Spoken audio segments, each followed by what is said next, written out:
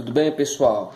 Bom dia aí a todos aí. Aqui para mim aqui é 1h20 da manhã. Para você pode ser boa tarde ou boa noite, dependendo da hora que você for assistir esse vídeo aí, né? Então, deixa eu falar sobre a segunda parte da questão da perda da salvação, né? Eu disse que eu iria tratar em um outro vídeo e para ser um pouco mais objetivo em alguns capítulos e alguns versículos que eu vou citar aqui, né? Porque eu sei que esse assunto não se fala só em 2 vídeos, né? É um assunto bem complexo. É um assunto que nós precisamos examinar, nós precisamos ver as concordâncias, né, dos outros trechos da palavra que vão harmonizar com o texto de Hebreus capítulo 6. Né? E nós temos, né, inúmeros textos da palavra, o próprio apóstolo Paulo dirigindo uma carta aos Efésios, né, ele fala sobre a questão da bendita esperança que nós temos em Deus, né, essa salvação que nós aguardamos, né, dando a entender que a salvação é algo que ainda vai se manifestar no último dia ou no último tempo, né? Eu vou me lembrar no decorrer da mensagem o capítulo e o versículo certinho que vai falar sobre isso. Mas, né, eu quero ser bem objetivo no próprio texto de Hebreus capítulo 6, né? Falando ali de crentes que estavam caindo e que estavam comprometendo a sua salvação. Então, no capítulo 6 de Hebreus, né, fala que aqueles crentes eles foram iluminados, né? Eles provaram a boa palavra de Cristo, né? Eles foram cheios do Espírito Santo ou se fizeram participantes do Espírito Santo, né? Cresceram espiritualmente e receberam dons do Espírito Santo. É o que está implícito em Hebreus capítulo 6, né? Então nós podemos perceber que ali de fato fala para pessoas que nasceram de novo, né? Só que fala que quando essas características faz parte dos crentes, mas no decorrer da sua vida eles caem, né?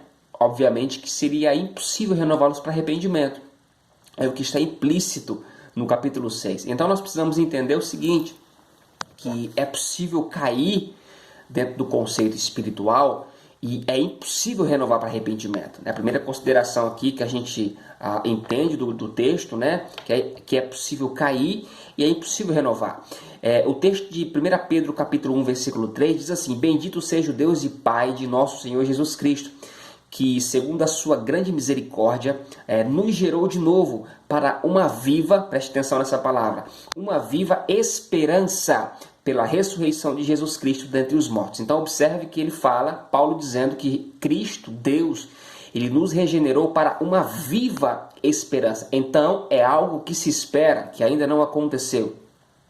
E no versículo 4 ele diz: para uma herança incorruptível, incontaminável e que não se pode murchar, guardada nos céus para vós.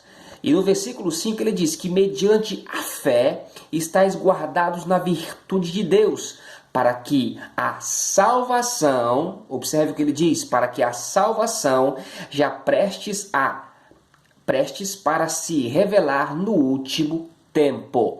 Então observe que os crentes que nascem de novo, eles aguardam essa viva esperança da salvação que vai se manifestar no último tempo. O problema de muitas pessoas que interpretam o texto de Hebreus, classificando para 2 classes de pessoas, os que não nasceram de novo e os que nasceram de novo, é não entender que a carta foi dirigida, sim, para crentes judeus nascidos de novo. E a preocupação do autor era para que eles não pudessem retroceder naquilo que eles tiveram alcançado. Você sabe que quando Paulo, eu citei no primeiro vídeo, que Paulo ele vai fazer a defesa do apostolado indo até Jerusalém, né? Defendendo que os judeus, os nascidos de novo, eles foram justificados não pelas obras que cometeram, mas sim eles foram justificados pela fé. E muitos estavam querendo voltar aos princípios da lei judaica, querendo obrigar os novos judeus que nasceram de novo a se circuncidar, querendo obrigar aos judeus que nasceram de novo a participar das normas da lei judaica. E você sabe que Paulo diz a palavra aos Gálatas, né, que Paulo ele resiste um dos discípulos de Jesus, que era Pedro, que era uma das colunas da igreja de Jerusalém, na cara, porque era repreensível, porque ele comia com os da circuncisão, com os da incircuncisão, ele estava ali Traduzindo, ele estava vivendo um chapéu de dois bicos. Então ele estava concordando com aquilo que estava acontecendo. Sendo que Paulo diz, não, vocês estão voltando àquilo que vocês não precisam voltar. Né? Então eu temo que todo o meu trabalho seja sido em vão. Porque ao invés de vocês agarrarem a fé, entenderem o princípio da fé, que o crente, o novo nascimento, aquele que é nascido de novo, é justificado pelas obras, não é justificado pelas obras da lei, mas sim pela fé, obviamente que houve um desgaste de Paulo para falar isso para aquele povo, para que eles não pudessem retroceder. A mesma situação é em Hebreus capítulo 6. Né? O autor expressa preocupação, né? E falando a partir do versículo 9, dizendo assim, quanto a vós outros, ó amados, estamos concernentes e persuadidos a respeito da salvação, ainda que deste modo falamos, mas vocês foram ensinados, e assim, eu vou agora parafrasear, então a preocupação é que vocês não voltem às primeiras obras, para que vocês não retrocedam naquilo pela qual vocês já foram abençoados. Eu sei, né, que falar sobre a questão da perda da salvação é um assunto um pouco delicado, porque muitos têm isso como a salvação eterna incondicional, né, e muitos levam a vida de qualquer jeito, atribuindo essa responsabilidade mútua a Deus, sendo que é um equívoco pensar assim. Né?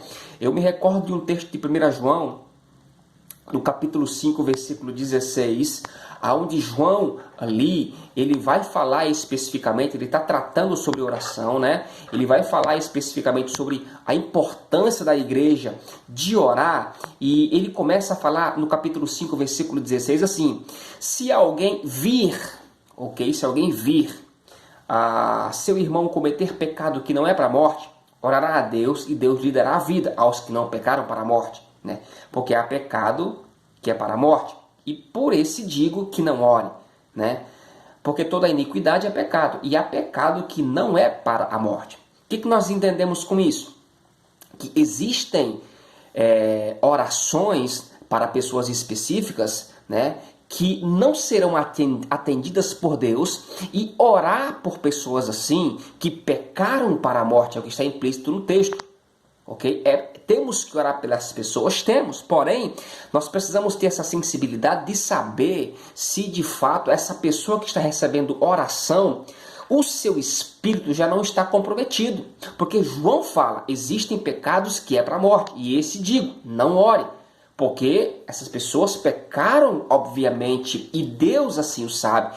E a gente vai ter o discernimento, porque o João diz, vocês que estão vendo, se você vir o irmão que pecou para a morte, não ore por este, porque o pecado já está sendo manifesto para a morte.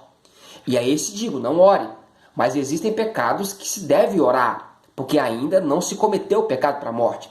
Então, é muito claro quando ele fala, classificando, que existem orações que são inócuas. Existem orações que não vão surtir resultado, porque Deus assim o sabe, né? Eu vou indicar para você um livro do irmão Reagan, né? O Manual da Oração, é um curso básico de oração, onde ele tem ali duas experiências, onde um homem e uma mulher, né? E esse homem se apresenta ao irmão Reagan pedindo uma oração.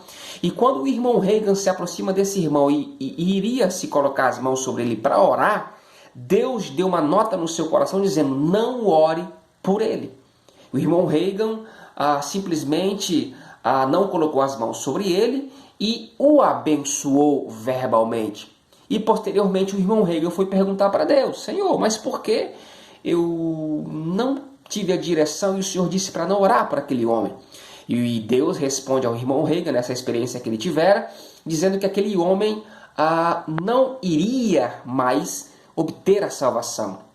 Ele já tinha perdido a sua salvação, né?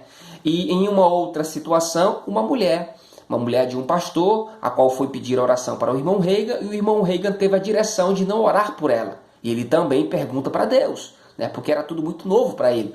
E Deus assim o responde, porque essa mulher pecou para a perda da salvação. Ela vem em uma vida constante de transgressão, né? E não é mais possível renová-la para arrependimento. Eu sei que é muito forte ouvir isso, é novo para muitas pessoas, mas nós precisamos examinar as Escrituras, porque as nossas experiências, ou as experiências desses homens de Deus, precisa se passar pelo crivo da palavra. Uma vez que se passa pelo crivo da palavra, nós vamos dar credibilidade, né? E, obviamente, que os textos que apontam para a questão da perda da salvação é muito claros, né? João fala, existem pecados que é para a morte, e para esses digo, não ore, né? E a carta aos Hebreus é uma carta muito clara, falando de cristãos que estavam caindo a ponto de não serem renovados para arrependimento, né? Querido, eu sei que muitas pessoas podem até dizer o seguinte: não, mas eu creio diferente, eu acho diferente, então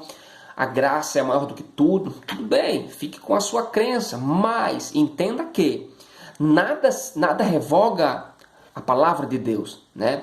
E eu vou ler mais uma parte do texto de Hebreus capítulo 10, versículo 29, que muitas pessoas podem até perguntar o seguinte: mas qual é o pecado para salvar, para perda da salvação?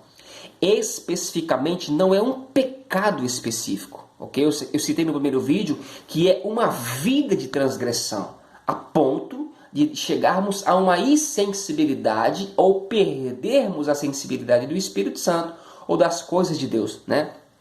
Então, o autor diz especificamente na carta aos Hebreus o que é de fato essa perda da salvação, o que de fato acontece. Hebreus, vamos ler a partir do versículo 26. Hebreus 10, 26 diz assim: porque se vivermos deliberadamente em pecado, depois de termos recebido o pleno conhecimento da verdade, já não nos resta sacrifício pelos pecados. Pelo contrário, resta-se sim expectação horrível, né, de juízo e fogo consumidor, prestes a consumir os adversários. E no versículo 28 ele diz: sem misericórdia morre pelo depoimento de 2 ou 3 testemunhas. Quem tiver rejeitado a lei de Moisés, ele dá o exemplo aqui da lei, né, porque 2 ou 3 pessoas, quando diziam que uma pessoa cometia um erro, era tida assim a pessoas culpadas e réus da morte, né?